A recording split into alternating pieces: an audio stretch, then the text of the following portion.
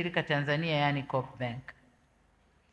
Kabla ya kuja hapa, nilitembelea jengo la makao makuu ya benki hii yaliyopo hapa Dodoma na kufanya uzinduzi rasmi pamoja na kusalimia watumishi wa benki hiyo.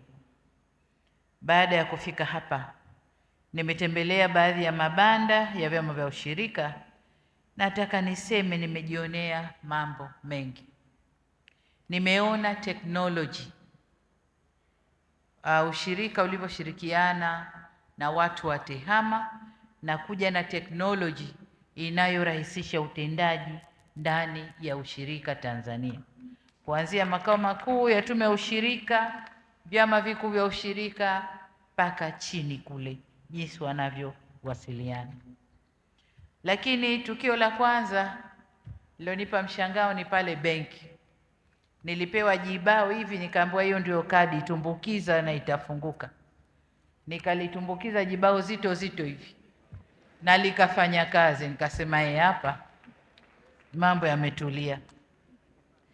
Lakini nimeona washirika na SACCOS walivyojidhatiti kufanya kazi zao kuongeza uzalishaji, walivyojidhatiti kufanya kazi na kuitumia benki yao pale kwenye mabanda. Nimeona hayo.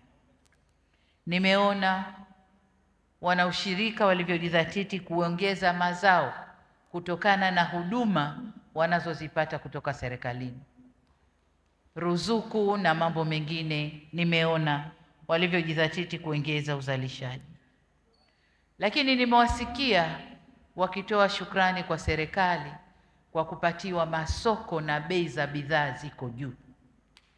Katika banda moja nimeona kifurushi vikigunia kidogo cha dengu na choko. Wanasema mwaka huu tumeziingiza kwenye stakabadhi ghalani na matumaini yetu bei itakwenda juu kuliko ilivyo sasa. Kwa hiyo inatia moyo kuona kwamba wale wanaohudumiwa na serikali na wenyewe wanapokea huduma na kujitahidi kwenye uzalishaji. Hilo nalishukuru sana. Lakini pia nimeona namna vyama hivi kama nilivyosema vilivyojipanga kunufaika na benki hii tunayoizindua leo. Katika banda moja nimekuta KDCU nadhani na mishirika mingine miwili.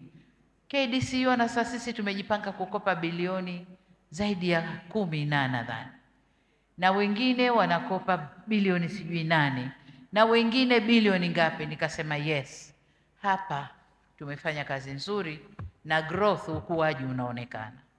Hongereni sana. Pongezi zangu za dhati kwa Waziri wa Kilimo na saluti kwako Mheshimiwa Waziri,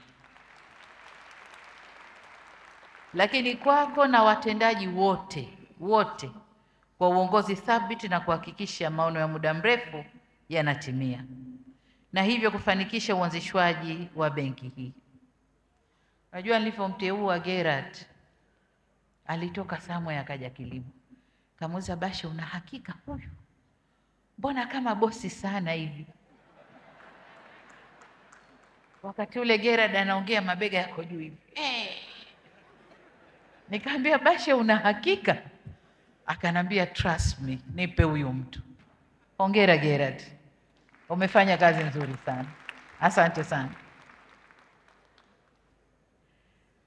Lakini tunatambua jitihada zenu pia katika kuhakikisha wanaushirika wanapata benki yao, na nimefarijika zaidi kuona kuwa benki hii inamilikiwa kwa 51% na wenyewe vyama vya ushirika.